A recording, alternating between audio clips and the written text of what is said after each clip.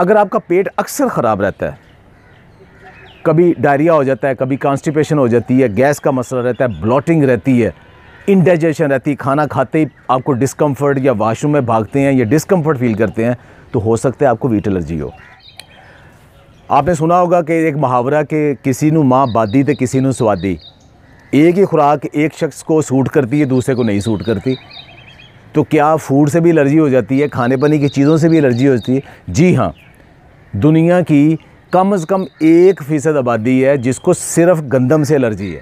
आप हैरान होंगे, गंदम से भी एलर्जी होती है? जी हाँ, गंदम और दूसरे नंबर पे दूध की एलर्जी को कहते हैं लैक्टोज इंटॉलरेंस, और गंदम की एलर्जी को वीट एलर्जी कहते हैं। अब ये क्या होती है? तो आज हम बात करेंगे वीट एलर्जी के ऊपर।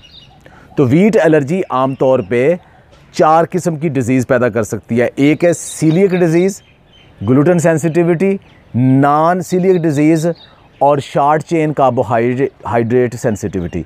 लेकिन जो सबसे ज़्यादा है वो कौन सी है? Coeliac disease. ये कैसे है? दुनिया की 1% आबादी, यानी 7 अरब में से 1% आबादी को सीलियक डिज़ीज़ है, लेकिन वो नहीं मानते। 80% लोग कहते हैं हमें ये डिज़ीज़ नहीं है। तो ये क्या सिर्फ गंदम में होती है? जी नहीं, ये 4 किस्म के अनाज में होती है। ये ग्लूटेन सबसे ज़्यादा होता है गंदम के अंदर, दूसरे नंबर पे ये होता है जौ के अंदर यानी बारले के अंदर, तीसरे नंबर पे होता है ये राई के अंदर, राई का दाना सुना होगा, चौथे नंबर पे होता है उसको कहते हैं स्पेल्ट। लेकिन ये राई और स्पेल्ट हमारे यहाँ यूज़ नहीं होते, हमारे यहाँ मेन गंदम ही है और किसी हद तक जौ है। अब ये डिज़ीज़ होती कैसे है? ये गंदम और जौ के अंदर एक प्रोटीन होती है ग्लूटेन, उसकी फर्दर एक ग्लाइडन और ग्लूटिनिन होती हैं। ये क्या करती हैं? ये ऑटो इम्यून डिसऑर्डर कर देती है, और ये जो ग्लूटेन जाती है हमारे जिस्म के अंदर तो उसको एज ए फॉरेन बॉडी समझते हैं, और हमारा स्मॉल इंटेस्टाइन और मैदा उसको एक्सेप्ट नहीं करता। उसके नतीजे में डाइजेशन डिसऑर्डर्स हो जाते हैं। तो उसको जब नहीं लेते वो ठीक हो जाते हैं। कुछ लोगों को बड़ी टेम्परेरी ये बीमारी होती है, वो अगर कुछ दिन ये छोड़ दे तो हो सकता है रिकवर कर जाए। लेकिन ज़्यादातर अगर आप देखेंगे कुछ बच्चे ऐसे पैदा हुए हैं, छोटे होते ही उनका पेट लूज़ रहता है और बीमार रहते हैं, उनका विगर नहीं बनता और सारी उम्र कमज़ोर ही रहते हैं। उनको यकीनन ग्लूटेन सेंसिटिविटी और सीलियक डिज़ीज़ है। सबसे पहले पहचाने कैसे? आसान तरीका है, आप हर वो चीज़ खाना छोड़ दें जिसके अंदर गंदम या जौ पड़ता है, तो उसको ग्लूटेन फ्री डाइट ले आएँ। चावल, बाजरा, मकई, कीनवा, बकवीट, एमरंथ, सारी दालें, बाजरा, उसके अलावा ओट, जवी जिसे हम कहते हैं, ये सारी चीज़ें, फ्लैक्स यानी अलसी, चरी, ये सारी वो चीज़ें हैं जो ग्लूटेन फ्री हैं, इनको आप खा सकते हैं। आप ये सारी ग्लूटेन फ्री वाली चीज़ें सारी खाएं। सब्ज़ी, फ्रूट, दालें, गोश्त, अंडा, वो सब ग्लूटेन फ्री हैं, वो सब ग्लूटेन फ्री है। तो आप गंदम और जौ खाना छोड़ दें तो आपका पेट अगर बेहतर हो जाता है तो आपको किसी क्लिनिक में जाने की, किसी लैब में जाने की, किसी डॉक्टर के भी जाने की ज़रूरत नहीं है। आप ग्लूटेन फ्री फूड के ऊपर आ जाएं, आप ठीक हो जाएंगे। और उसके बाद उसको 1-2 महीने जारी रखें। अगर आप बिल्कुल ठीक हो जाएंगे तो आप समझेंगे कि वाकई आपको यही एलर्जी थी।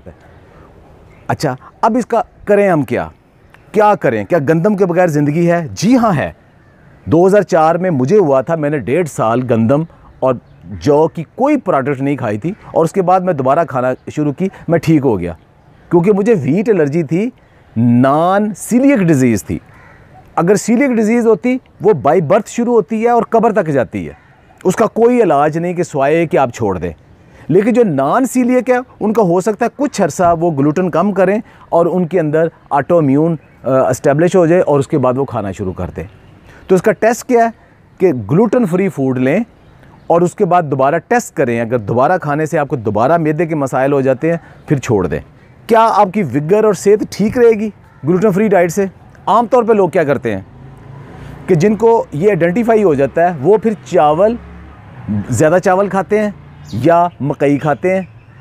उससे क्या होता है कि कुछ अरसे बाद हमारा क्लाइमेट सूटेबल इस तरह का नहीं है, साथ उतनी वेजिटेबल वो सब कुछ नहीं कर पाते और उनका विगर कम हो जाता है और वो कमज़ोर हो जाते हैं। तो अगर आपने अपने को बेहतर रखना है तो उसके अंदर सुपर फूड्स ऐड करें, जैसे कीनवा है। तो दुनिया में सबसे ज़्यादा अब जो पॉपुलर हो रहा है ग्लूटेन सेंसिटिव और इरिटेबल बाउल सिंड्रोम और डाइजेशन के इशू में लोगों को पॉपुलर हो रहे हैं, वो किनवा, बकवीट और एमरंथ हो रहे हैं। साथ चिया और फ्लैक्स ये पॉपुलर हो रहे हैं, इसको ज़्यादा करें। तो किनवा अगर आप खाएंगे, इसको चावल की तरह भी खा सकते हैं, इसको गंदम की तरह भी खा सकते हैं, इसकी रोटी भी बना सकते हैं। ये सारे जो नॉन ग्लूटेन फ्री बताएं, इन सबको मिक्स करके अपने हिसाब से एक आटा बना लें। अगर नहीं बना सकते, विरसा वालों के वो आपको ग्लूटेन फ्री आटा बना के दे देंगे। उस आटे को खाएं क्योंकि उसके अंदर ये सुपर फूड शामिल है, बल्कि आपकी सेहत पहले से भी बेहतर हो जाएगी। क्या ग्लूटेन फ्री जो आटा है या ग्लूटेन फ्री डाइट है, ये आम बंदा भी खा सकता है? यकीनन खा सकता है, क्योंकि गंदम से उसके अंदर वैसे न्यूट्रिशन कम है। जब आप ये खाएंगे ज़्यादा बेहतर हो जाएगा। मैं ये नहीं रिकमेंड कर रहा कि हर बंदा ग्लूटेन फ्री फूड पे आ जाए, खाए गंदम खाए, लेकिन अगर आपका मैदा डिस्टर्ब हो रहा है, डाइजेशन डिस्टर्ब हो रही है, अपने आप को टेस्ट तो कर ले, हो सकता है आपके अंदर ये डिजीज़ हो। इसका कोई इलाज भी है, इसकी कोई मेडिसिन भी है? जी नहीं, इसकी कोई मेडिसिन नहीं है, कोई दवाई नहीं है। इसका इलाज सिर्फ़ और सिर्फ ग्लूटेन फ्री डाइट है, यानी ऐसी खुराक खानी जिसके अंदर ग्लूटेन ना हो, जिसके अंदर गंदम और बारले ना हो। अब एक दफ़ा आपको पता चल गया है कि आपको ये ग्लूटेन सेंसिटिविटी है, तो अब क्या करें? डर जाएं? ज़िंदा रहना मुश्किल हो जाएगा?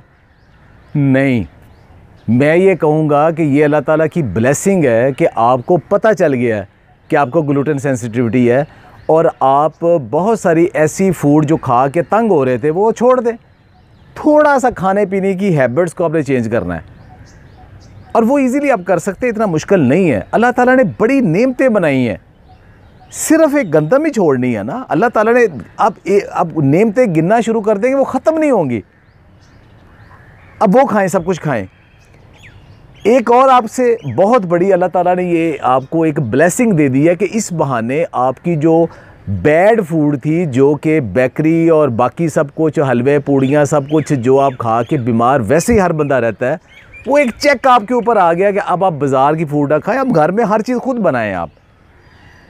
तो ऐसा कोई मसला नहीं है, सारी ज़िंदगी लोग बड़े मज़े से रहते हैं और बेहतरीन ज़िंदगी गुजारते हैं।